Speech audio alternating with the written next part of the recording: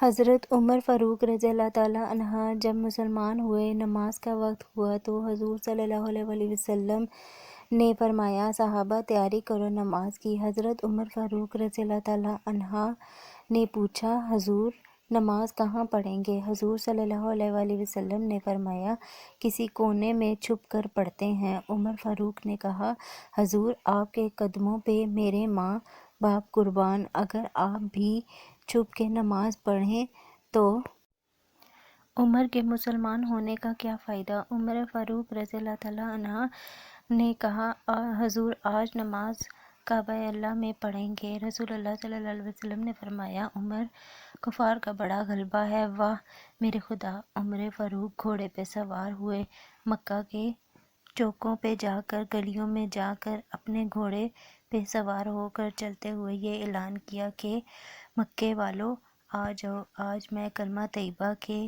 محمد مصطفیٰ صلی اللہ علیہ وسلم کا غلام بن کر آیا ہوں۔ آج ہم کعبۃ اللہ میں نماز پڑھنے جا رہے ہیں۔ اگر کسی نے اپنی بیویاں بیوہ کرانی ہوں، اگر کسی نے اپنے بچے یتیم کروانے ہوں تو آ جائے، عمر کے راستے کو روک کر دکھا دے۔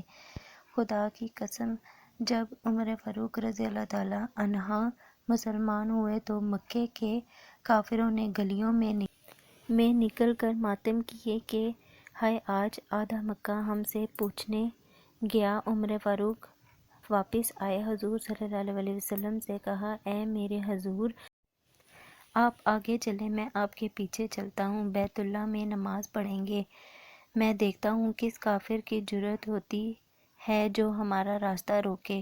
بسلامت بیت اللہ کے دروازے پر پہنچے۔ جب بیت اللہ کا دروازہ کھلا تو میرے نبی صلی اللہ علیہ وسلم نے خوشی میں نعرہ تکبیر خود بلند کیا۔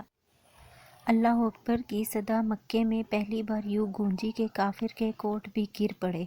بیت اللہ کو بتوں سے پاک کیا اور مسلمانوں نے کھلے عام عبادت کی، اسلام کو طاقت ملی۔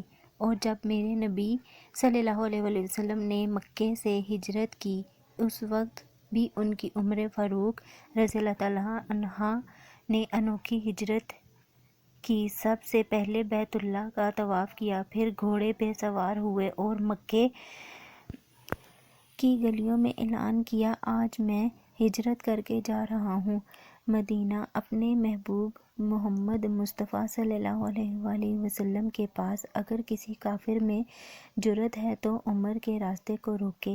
اس عمر ابن الخطاب رضی اللہ تعالیٰ عنہ پر سلام بے شمار